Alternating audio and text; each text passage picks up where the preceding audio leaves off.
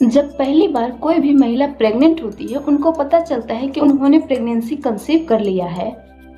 उसी समय से लेकर 9वें महीने पूरे होने तक, यानी डिलीवरी न होने के पहले तक उनके दिमाग में यही चलते रहता है कि डिलीवरी के समय क्या होने वाला है, क्या मुझे नॉर्मल डिलीवरी के पेन सहन हो पाएंगे। यह डर महिलाओं के मन में हमेशा बना रहता है और फिर पूरी प्रेगनेंसी एंजॉय करके जैसे ही 9वां महीना नजदीक आता है तो प्रेग्नेंट महिला और भी चिंतित हो जाती हैं, परेशान हो जाती हैं। आज इस वीडियो में हम जानेंगे कि डिलीवरी के दौरान जो पेन उठते हैं, दर्द उठते हैं, उसे कम करने के लिए हम क्या क्या कर सकते हैं।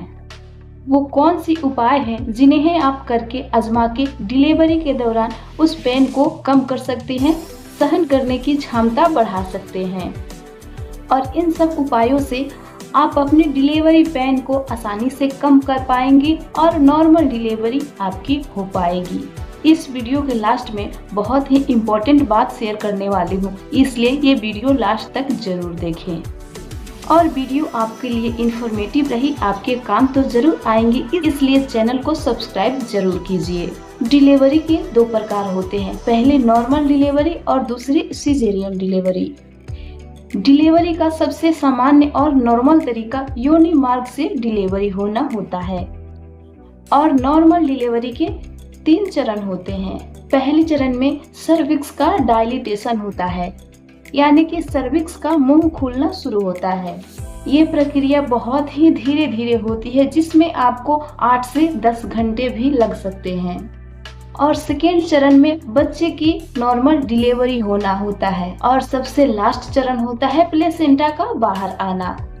जैसे आपको पता है कि सर्विक्स का मुंह ओपन होता है, यानी कि डिलीवरी के पहले चरण में जब सर्विक्स का मुंह ओपन होता है, सर्विक्स की डायलिटेशन होती है, उसी समय से आपकी लेबर पेन शुरू हो जाती है। वह डिलीवरी का प्रथम चरण होता है, वहीं से आपकी लेबर पेन बढ़ने लग जाती है। ये अवस्था जो होता है कम से कम 8 से 10 घंटे तक रहता है। इतने देर तक यदि आपकी सर्विक्स की डायलिटेशन कम से कम 10 सेंटीमीटर तक होती है, तभी आपकी नॉर्मल डिलीवरी सक्सेस हो पाती है। और इसी वजह से प्रेग्नेंट महिला डरती हैं, संकोच करती हैं कि इतने देर तक लेबर पेन मुझसे सहन नहीं हो पाएंगे।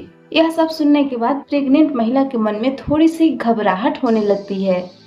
लेकिन सबसे पहले आपको समझना यह बहुत जरूरी है कि प्रेगनेंसी कंसीव होना ये एक नेचुरल प्रक्रिया है, प्राकृतिक देन है। और प्रेगनेंसी के दौरान बच्चे की ग्रोथ होना ये भी एक नेचुरल तरीके से होता है। और डिलीवरी जब नेचुरल तरीके से होता है, यानी कि आपकी वजाइनल डिलीवरी होती है, तो ये एक नेचुरल तरीका है।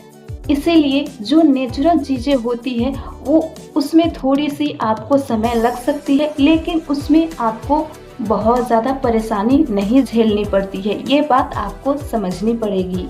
इसके लिए आपको प्रेगनेंसी के शुरुआती महीने से पूरे 9 मंथ जर्नी तक आपको पूरी तरीके से अपना ख्याल रखना होगा, अपने प्रेगनेंसी को हेल्दी बनाए रखने होगा, तभी ही नेचुरल तरीके से आपके बेबी का ग्रोथ होगा और आपकी डिलीवरी सक्सेस हो पाएगी।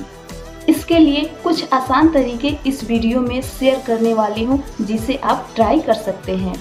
जब आपकी डिलीवरी के समय नज़दीक आते हैं और आपकी लेबर पेन आने की सिम्टम आपको लगते हैं, शुरुआत होती है, उस समय खुद को आपको रिलैक्स रखना है, घबराना बिल्कुल नहीं है। जब बॉडी अपने आप में रिलैक्स रहेगी, थोड़ी बहुत संकुचन होगी, कंट्रैक्शन होगी आपके कमर में, पेट के निचले हिस्से में, पेल्विक एरिया में, तो उस रिलैक्स से आप अपने दर्द को कम कर सकेंगी, कम महसूस कर पाएंगी।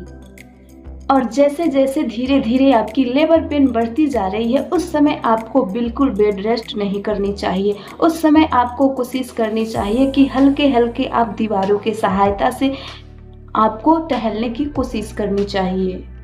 अगला चीज है, यदि आपकी लेबर पेन और ज़्यादा बढ़ती जा रही है, उस समय आप अपने आप को गुनगुने पानी में भिगो सकती है, यानी कि गुनगुने पानी से आप बाथ ले सकती हैं। गुनगुने पानी टब में भरकर उसमें आपको 5 से 6 मिनट बैठना चाहिए, जिससे कि आपकी पेल्विक मसल्स है, पेल्विक एरिया है, वो रिलैक्स हो पाए और जिससे आपकी पेल्विक मसल्स में संकुचन आ रही है उससे आपकी गर्भाशय का मुंह जल्दी खुलेगा, गर्भाशय जल्दी से डायलिटेशन होगा और आपकी नॉर्मल डिलीवरी में टाइम बहुत कम लगेगी।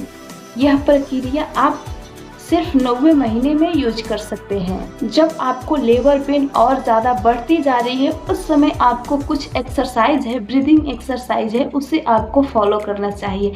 जैसे कि आपको सीधे अवस्था में बैठकर और लंबी लंबी सांसें लेनी चाहिए नाक के दौरान, और मुंह के द्वारा आपको सांसों को हल्के हल्के धीरे धीरे छोड़नी चाहिए। इससे आपको पेल्विक एरिया पर प्रेशर पड़ेगा और बच्चे के नीचे जाने की संभावना बढ़ेगी। बच्चे अपना सर नीचे करेगा और गर्भाशय का मुंह खोलने में भी मदद मिलेगी। अगली पॉइंट है, जब आपकी कॉन्ट्रैक्शन शुरू हो रही है, लेबर पेन शुरू हो रही है, उस समय आपको थोड़ा सा डिस्चार्ज थोड़ी सी ज्यादा क्वांटिटी में होने लगती है।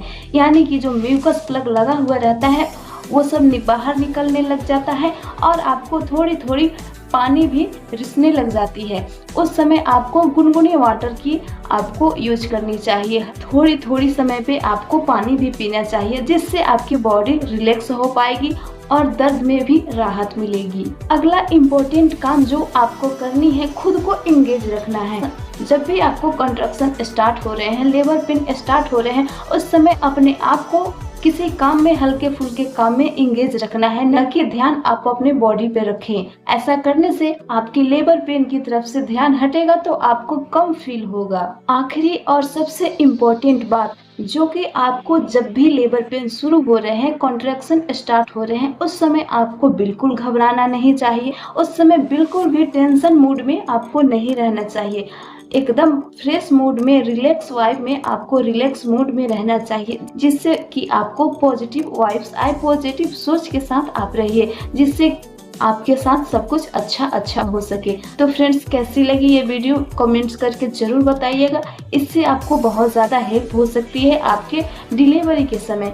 तो चैनल को सब्सक्राइब नहीं किए हैं तो जरूर सब्सक्राइब कीजिए। तब तक के लिए फिर से मिलती हूँ एक अगले इन्फॉर्मेटिव वीडियो के साथ। Thank you friends.